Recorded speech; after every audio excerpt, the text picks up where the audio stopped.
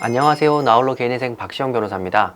이번 영상에서는 보정을 한 번도 받지 않고 인가된 사례를 소개하겠습니다. 지난 영상에서 제가 보정을 21번 한 사례를 이제 말씀드렸잖아요. 그거 보시고 또 너무 겁 먹으실까봐 준비를 잘하면 이렇게 보정이 한 번도 없게 통과가 될 수도 있다는 점을 소개해 드리려고 합니다. 보통은 보정이 어떻게든 나옵니다. 복잡한 문제도 있겠지만 단순한 형식상의 문제, 가령 부채 확인서를 발급받았는데도 이후에 하다못해 이자가 바뀌었을 경우에는 채권자가 또 채권 신고를 다시 하거든요. 그러면 그 보정이 이제 자기가 잘못한 것도 아니지만 생기게 마련이거든요. 그런 문제 때문에 아무리 사소한 보정이라도 한 번은 나오게 마련인데, 이분은 그런 보정이 한 번도 없어가지고 제가 소개를 해드리겠습니다. 신청하신 분은 40대 남성분이었어요. 4인 가족의 가장이었고 넉넉하진 못해도 평범하게는 살고 계셨는데, 이제 이분이 보이스피싱 피해를 당하신 거예요. 그래서 이제 단 며칠 만에 9천만 원의 대출을 일으키고 그거를 다 송금해 버리셔서 그 피해가 고스란히 자기 채무로 잡혔던 사례입니다. 이제 40대 남성이면 젊으신데 왜 이렇게 계속 보이스피싱 피해자가 나올까 이해하실 수도 있잖아요. 이분이 당한 수법을 보면 매우 그럴듯하게 전화가 옵니다. 그리고 사람 없는 쪽으로 가서 대화에 집중하게 만들고 현혹을 시키는데, 이런 압박이 되는 내용을 계속 이제 하루에 수십 번씩 계속 전화해서 이 사람 혼을 빼놓고요. 결정적으로 그 과정에서 핸드폰을 해킹을 해놔요. 핸드폰을 원격으로 어플을 깔아가지고 해킹을 해놓으면 이분이 나중에 나와서 검찰청이나 이런 기관에 전화를 해도 결국 그 사람들한테 전화가 되게끔 설계를 해놓거든요.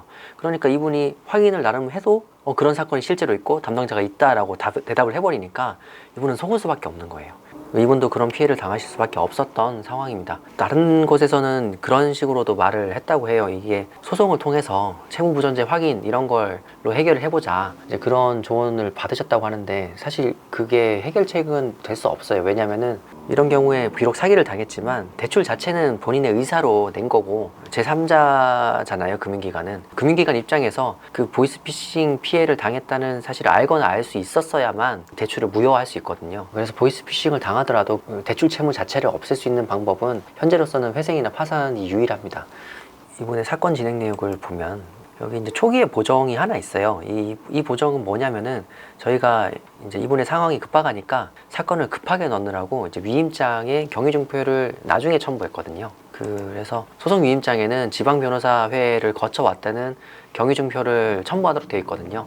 요거는 사후에 해도 되는 부분이라 저희가 신속하게 하느라고 이제 나중에 제출했던 부분이고, 이거는 이제 사실 보정이라고 할 수는 없고요. 저희가 신청을 하고 이제 금지 명령을 받고 이제 아무 보정 없이 게시가 났죠. 그리고 채권자들이 이쪽으로 변제금을 넣어주세요 라고 하는 채권자 계좌번호 신고서를 제출을 하고 집행기일이 열렸고 그대로 인가가 났습니다. 이분이 저희가 당초 제출했던 변제 계획안을 보면 이렇게 가용소득이 이렇게 나와 있고 46회를 변제하는 것으로 해서 변제금이 원금 채무의 28%였거든요. 나머지 72% 그리고 이자는 전부 탕감이 되는 이런 변제 계획안을 작성해서 들어갔는데 그대로 인가를 받은 거죠. 그런데 이분은 사건이 간단하진 않았거든요. 원래대로라면 보정이 나왔어야 될 게 배우자의 재산, 집이 있었어요. 맞벌이긴 했지만 어쨌든 혼인 기간 도중에 집을 구매하셨던 부분인데, 부인분의 소득과 처가에서 도움받은 부분, 그리고 대출 그 갚은 내역 이런 것들을 매우 구체적으로 소명을 해서 들어갔거든요.